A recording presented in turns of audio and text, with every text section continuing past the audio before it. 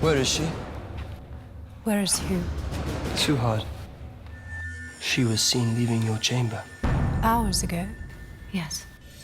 Anki tricks Suhad into going out of the palace, where she's then swept up by design into this quarantine area. And according to Anki, she'll just be rolled into the collateral damage of all these people who are dead. Have the elite guards search every street in Thebes, every market, every temple, everywhere.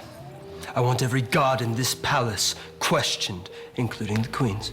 This is when we start to see Anki's desperation. She wants to retain power. What happened to her? She was in the quarantine, about to be carted off to the pits. Her direct threat is Suhad. Suhad wakes up and starts talking. We're gonna bet that Tut's gonna protect Suhad, and there's gonna be a new queen. This is exactly what she doesn't want to have happen. So she has to remove this problem. And part of the problem is now Seti, who kind of knows about her real nature. Your queen will always be grateful. And we see this steamrolling out of control. People who have a duplicitous nature, people who are driven by greed, they can't control it. And as it starts to gather momentum, they're no longer in control of their own actions. The Mitanni army is greater in strength, numbers, aggression, ready to go, and the Egyptians are at a weak point. But Tut knows the nature of the Mitanni. They're not to be trusted, even when they come with a peace offering. We are proud people, and I would rather let the Nile River run with blood before ceding it to you without a fight. He knows through Suhad the Mitanni are starving, and that if he can offer their people enough food, wine, that might be enough to pull the troops back a little bit. Your people are suffering and dying. Inform your king that he will receive 100 carts stocked with bread, millet, and wine, enough to feed his people until the rains come again. That's the plan. Nobody thinks it's going to work. Tell me, am I deserving of such a monument? You will be considered the greatest pharaoh Egypt has ever known. In many ways, the characters in this show are encumbered with the fact that they're part of a very long lineage of people who enrolled the same society. Tell me the truth, not what you think I want to hear. Truth is a matter of perception, my king. And in this case, there's no way to answer your question.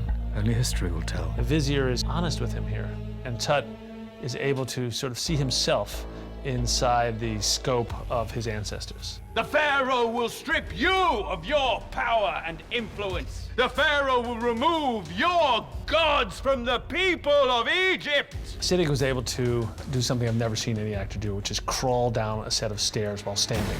He's just this snake flowing down the temple stairs. He's crawling at them. He's almost like this demonic Mercury. Tutankhamun will be removed from this world! I think Amun convinced himself that it's true. I think that's what makes all great adversaries, is that they don't wake up in the morning saying, this morning I'm going to be bad. Is they believe in a cause that just happens to be maybe a little bit warped from society. The only reason Tut can pull off this plan and take a select group of commandos into the Mitanni palace is because of Suhad, because of the way that Suhad showed him earlier. And it all comes full circle, that even though Suhad is still, when they leave, in a coma, she's still making a difference to the world. Fire. We see Tut, Horemheb, and Lagus working together. They put all the differences aside. This is a horrific blow he takes, and it shatters his bone, but he stays on his feet and confronts the Mitanni king, who at that point knows that he's defeated, that he knows this boy king, as he's referred to him before, got the better of him. Just happened, my lady. Suhad wakes.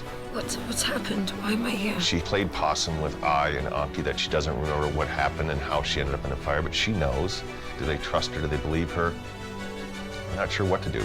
Well, this is the culmination of the antagonistic relationship that's come from Anki and Suhad. And we realized that, Anki is a homicidal, aggressive, very dangerous person.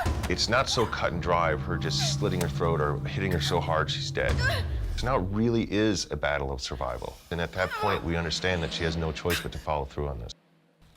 There's a lot of things going on when Tut returns to the palace. Suhad has died. He knows immediately that there's foul play. I loved her. When? has that ever mattered? The High Priest Amun is making his move. It will not be enough to kill only Tutankhamun. Everyone loyal to him. They must all be eliminated. Will your men carry this out? Will yours? These guys are coming in, making moves to try to kill Tut, yet Tut is figured it out and is one step ahead. At the same time, Amun is rejoicing in what he thinks is his victory. Again, a little premature. Adrenaline has kept Tut going at this point, right? And now that it's over, he collapses and falls. We have this great moment where Horemheb is the one who carries him into his bed, that relationship has come full circle, that they both have learned to love and respect each other. I asked you whom I can trust. Do you remember what you said? No one. I, in his own roundabout, manipulative way, got his way. Tut's tomb was not finished. We see that he's put in that lesser tomb by Ai.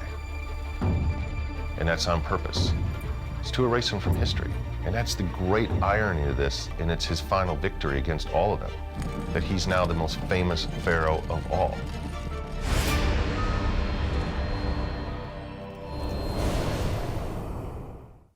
The big moment, of course, is when Tut returns to the kingdom and gets there just as Ka's about to be crowned king and marry Anki. As they enter the throne room where it's all going.